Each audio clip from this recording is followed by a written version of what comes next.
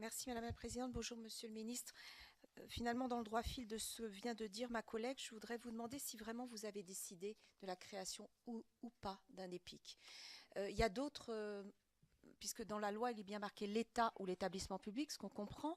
Est-ce que vous avez imaginé un groupement de vos services qui sont compétents, qui ont une expertise, qui ont déjà travaillé, vous l'avez dit fort justement sur ce projet, qui ont commencé vraiment à y travailler?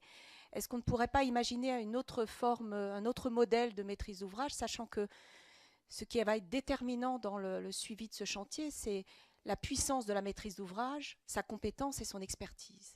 Première question. Deuxième question, je crois vraiment, et vous êtes au Sénat, vous avez vu vraiment l'émotion qui nous a tous, et Madame la Présidente l'a dit pendant la loi Elan, vraiment, je ne crois pas qu'il faille une loi d'exception pour ce projet-là. Parce que nous avons valeur d'exemplarité en Europe, dans le monde, et ça peut créer une jurisprudence qui, après, met en difficulté à la fois les collectivités territoriales, mais aussi l'ensemble des acteurs de la protection du patrimoine. Et aujourd'hui, nous avons dans le Code des marchés publics des possibilités, via des procédures d'urgence, de faire en sorte, et vous avez des services, et il y a autour de ce projet des personnes que nous avons reçues qui sont engagées, qui sont prêts à aller vite, qui sont prêts à vraiment s'engager pour ce projet.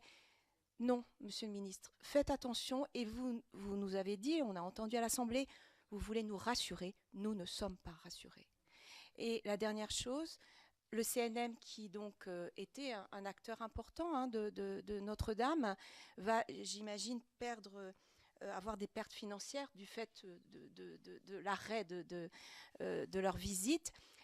Avez-vous imaginé qu'ils puissent, sur le parvis ou via d'autres, je ne sais pas, d'autres initiatives, permettre à ce que les Parisiens, mais aussi les Français et les touristes, eh bien, se réapproprient l'histoire, cette interprétation aussi du patrimoine. Et il serait intéressant pour eux, justement, parce que je crois qu'il y a des salariés qui aujourd'hui sont dans la difficulté, ou ils ont peut-être été dans d'autres monuments, eh bien qu'ils puissent être réactivés sur ce chantier différemment, peut-être sur le parvis, et monter un grand centre d'interprétation du patrimoine et de l'histoire de Notre-Dame.